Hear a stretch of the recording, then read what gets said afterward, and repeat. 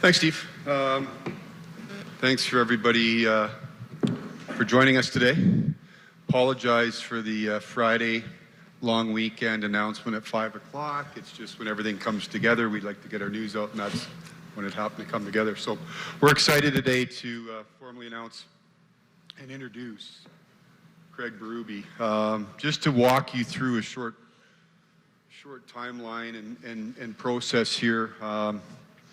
It was almost 2 weeks ago, I guess, or just under 2 weeks ago that we sat here in front of you in our year-end press conference, and obviously I said at that time that the top priority was to find the next coach and the new head coach of the Toronto Maple Leafs. Really from that day forward, that's really what I've immersed myself into, and it's been sort of a nonstop process over that time. First step was really to identify a profile before we started to get out into the field and meet and talk with candidates. It was really to build a profile of the individual that we felt was going to come in and be the best fit. And really that's what we were looking here, is understanding what you have as an organization, what you think is the best fit, and then go and try to find the individual that fits those characteristics. After that, I met and talked with several individuals.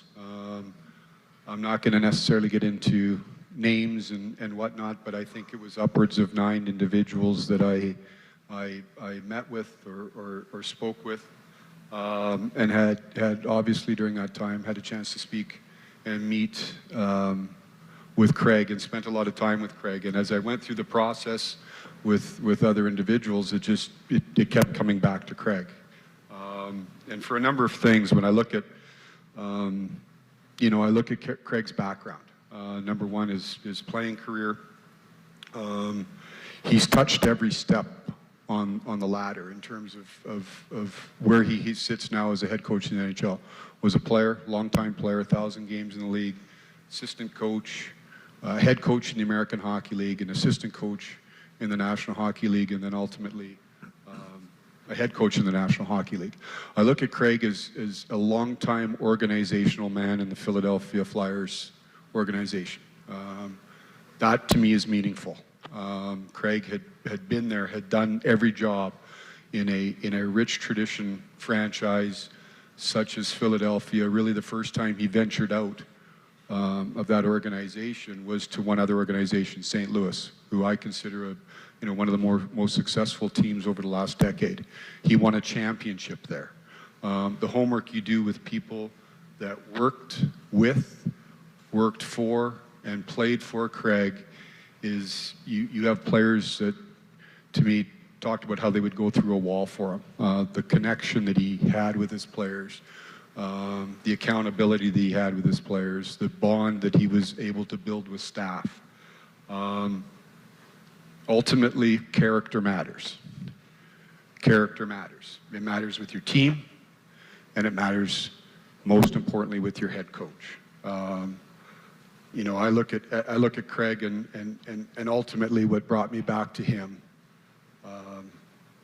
was his leadership, his ability to build teams and have a team-first concept, his ability to connect with players, and his ability to hold people accountable. So it gives me great pleasure and an honor to introduce the next head coach of the Toronto Maple Leafs, Craig Berube. Thank you. First, I want to thank Brendan, ownership, for giving me the opportunity to be the Maple Leafs head coach. It's a huge honor, obviously. Great franchise, original 6. I had the opportunity to play here for a little bit way back in the day, and it's nothing but first class here in a first class organization, and I'm very honored to be the head coach. Thank you, Coach. Please raise your hand for a question. We'll start with Kevin McGran here.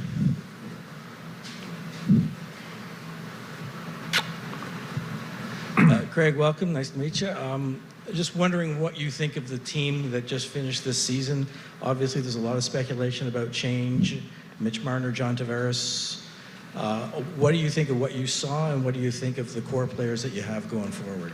Well, that was one of the attractions. The core player group is great here. I mean, they got some great players here, and that was definitely one of the attractions to come and coach this team. You know, watching the playoffs this year with them, I thought that, you know, there's already that change kind of going on with how they want to be built and play, and that's Brad bringing that in. And again, you know, talking with Brad and Brendan in the conversations, we're on the same page, and I think that's important. And again, that was one of the big attractions is, you know, we got some real good players here. Lance? Craig, can you talk about who has reached out to you so far on the team and who you have maybe spoken to as well in the past 3 days since you were named? Yeah, I've made contact with most of the team, to be honest with you. You know, on the phone, met some guys in person here too, but I've talked to pretty much everybody on the team already. It's been great support. I'm looking forward to working with these guys. Terry Koshan? Hey, Craig. Welcome to Toronto. Yeah, thank you. The Leafs are known for 100-point seasons under Sheldon Keefe. Couldn't get it done in the playoffs. So what in your mind has to be different once we get to next spring, and how do you get to the group to a spot that it hasn't been to yet? Repeat that question again. Just the Leafs have a history of 100-point seasons, 3 in a row now under Sheldon. Couldn't get it done in the playoffs. What can you bring that'll help that team get over that hump, do you think, once the playoffs begin next spring? Provided the Leafs. Yeah, well, that stuff's in the past, to be honest with you. I'm focused on now and the future, and you know, I'm going to obviously bring my own style here and how we want to play the game. And again, you know, Brad and Brendan are on board with that. They don't think a lot similar to myself, and you know, so all I can do is focus on now and going forward. How we want to build the team here and how we want to look on the ice. Mark? Brendan, over here, there is video of you and Craig dropping the gloves back in the day, making the rounds over the weekend. I'm curious, what are your memories of playing against Craig, and what stands out to you about him as a coach? Yeah, I've seen that video, and I remember. Look, I've probably had hundreds of fights in the NHL. Craig probably had more than 200 fights in the NHL. I remember that one in particular. I think I was around 19.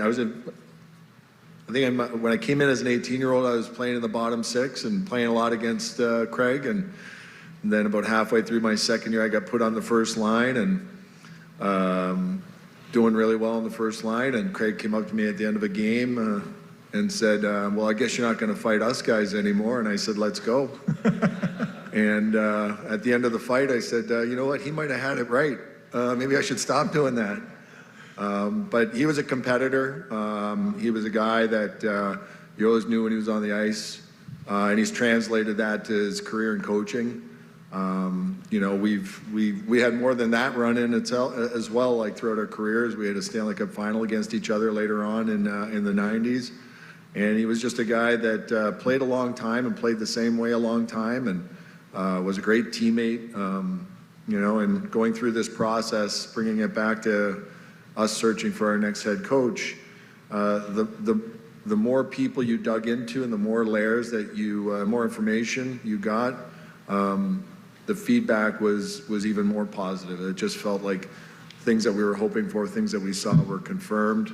I thought it was interesting that it was specifically with some of the players that we reached out to that have played for him, and it was first liners, it was fourth liners, it was, you know, Canadian guys, it was European guys, players that played different styles and had different backgrounds, and yet they all came back to us with the same message that he's a great coach, a great person, and as Brad said, I'd go through a wall for the guy. So it was impressive as we went through the interview process, what we learned more and more of Craig.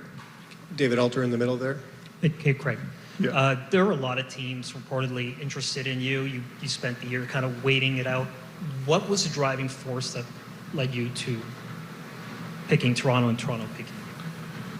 Well, obviously, if you look at the roster, you know, first and foremost, I mean, like I talked about, there's some great players here, and a great opportunity to build a team that, you know, can move forward and become something,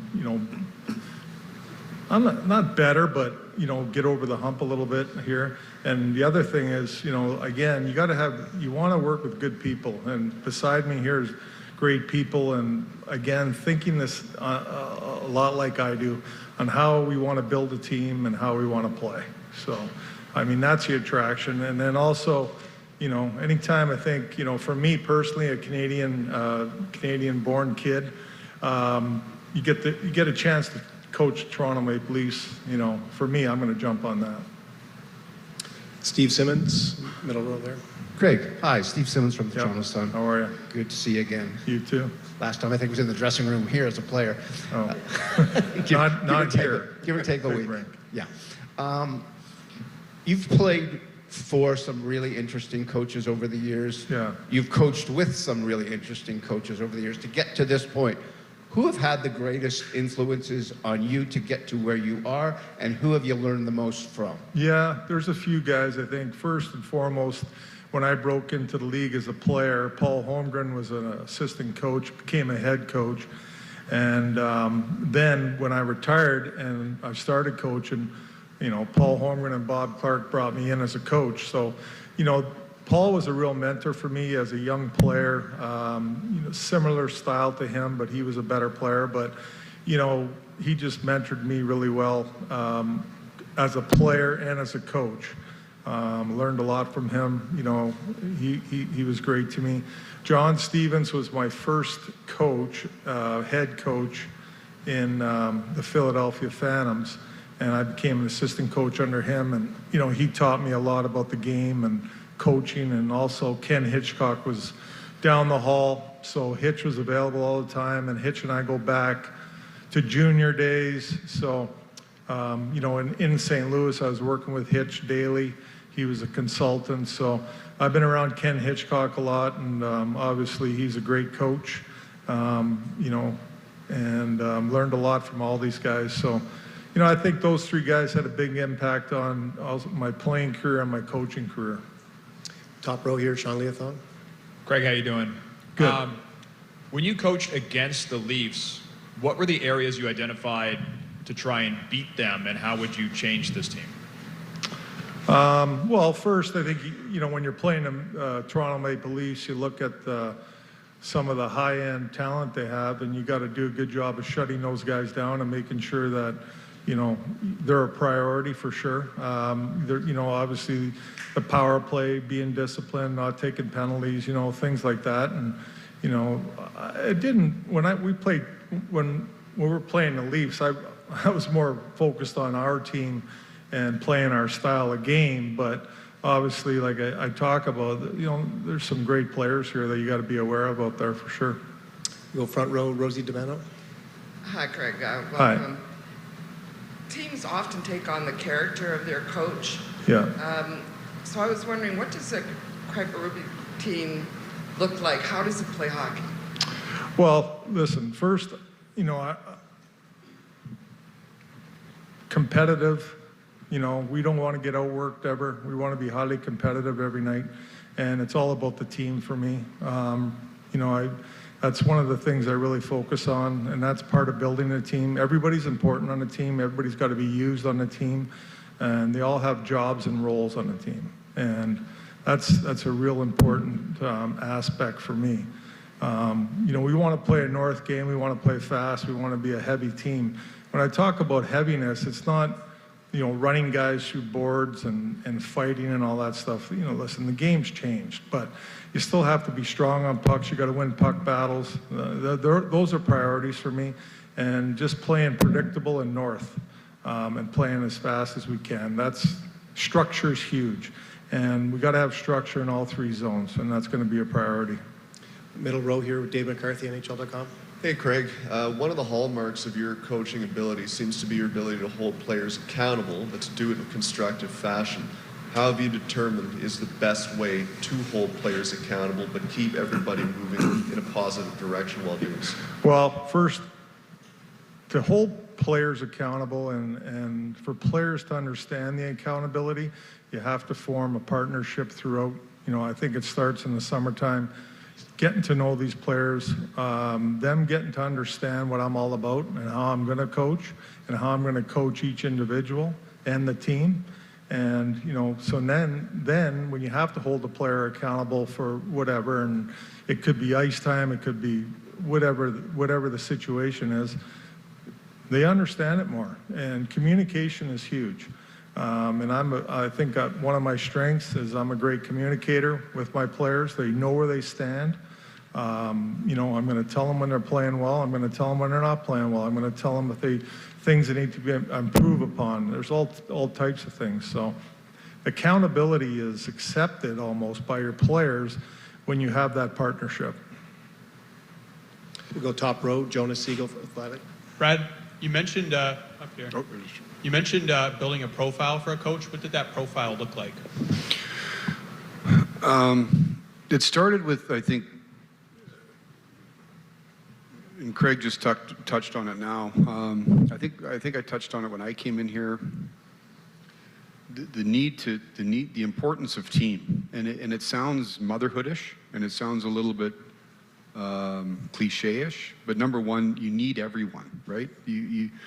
We've talked in this market here. This is not about 1, 2, 3, 4, 5 people. It's about a team. It's about the Toronto Maple Leafs, and the outside can use all catchy phrases about core 4s and 5s and, you know, 3s and 4s and 5s. It's about a team and the ability, number one, to build a team, the ability to connect with players. I think Craig put it well. You know, we all talk about accountability. Accountability is, you know, the ability to hold people accountable, push people.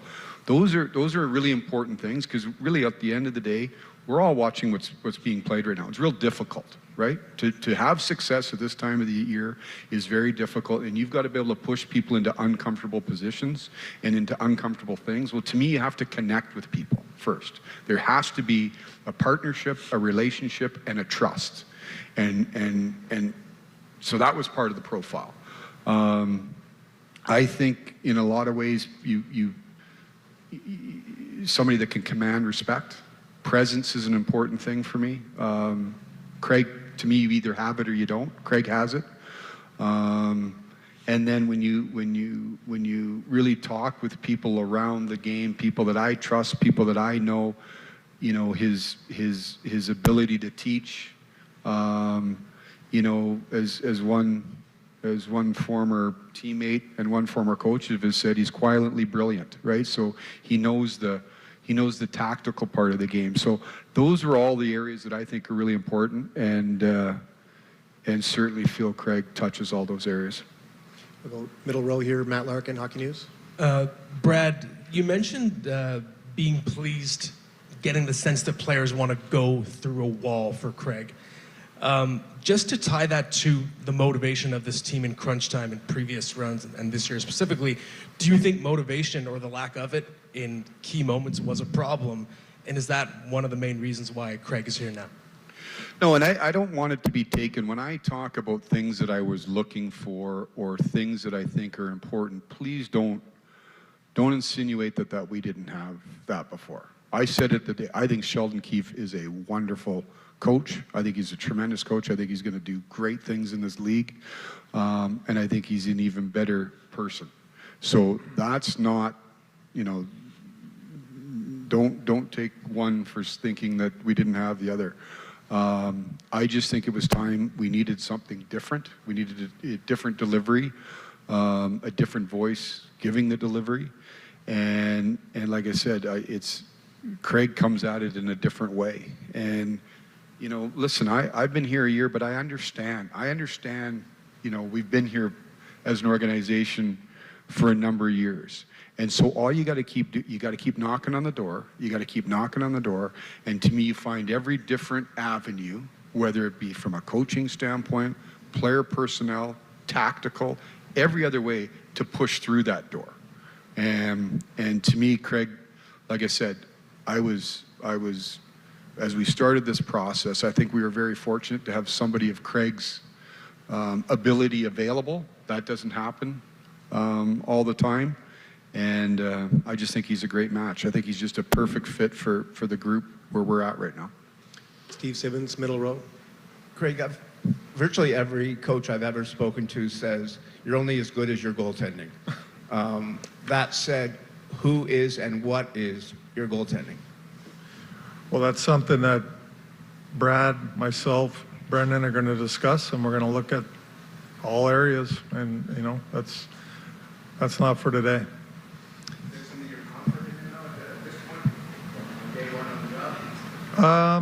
Yeah, but again, like I said, we're not. That's not for today to discuss. That's discussions that we're going to have here going forward, and hopefully we'll figure that out soon. I think just to piggyback on that, Steve, obviously we, as part of this process, you go through roster, you know, of what we've got right now. You know, Craig giving me his thoughts, me giving him my thoughts. But, you know, today's day one of, you know, we're going through the process of how we build a team. We're going to start digging in today from everything from, obviously we have a staff to look at, and Craig will have those discussions with guys that are here and figure out where we go from there. And then most importantly, dig right into our roster and you know, get to work on that. Middle row here, Elliot Friedman.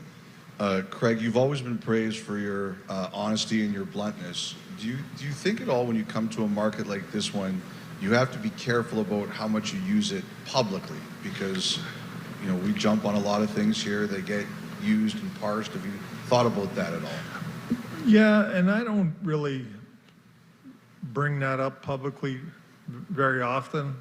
You know, I could think of a couple times I have done that, but for the most part, it's all internal. It's with my players, management. But I keep that stuff internal for the most part.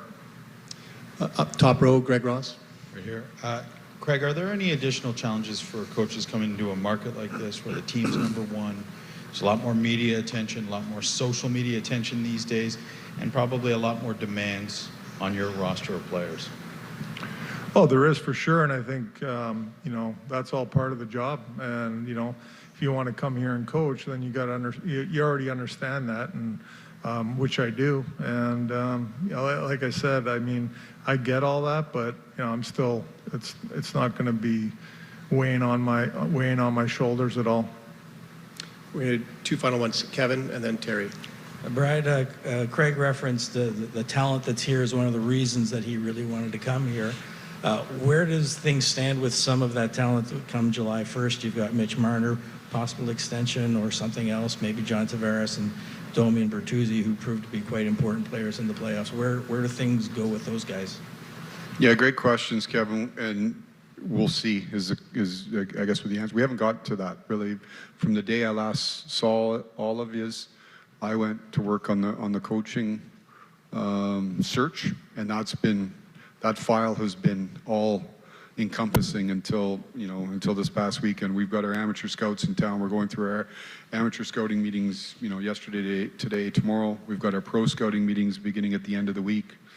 And then we dig into our player personnel. And as I said, at the end of the year, we're going to look at everything. We've got some really good players, and we don't want to lose sight of that, lose sight of the fact of that. But, you know, now Craig and I will sit down and we'll start to dig into all the other areas that, you know, roster, construction, all those types of things, and we've got a busy summer ahead. Last question here, Terry. Hey, Craig, what are your plans for the rest of your staff now going forward? Well, again, that's stuff we got to talk about. We're going to look at all the areas. I know there's coaches here already. One that I worked with before, but we got to discuss all that stuff with Brad and Brendan.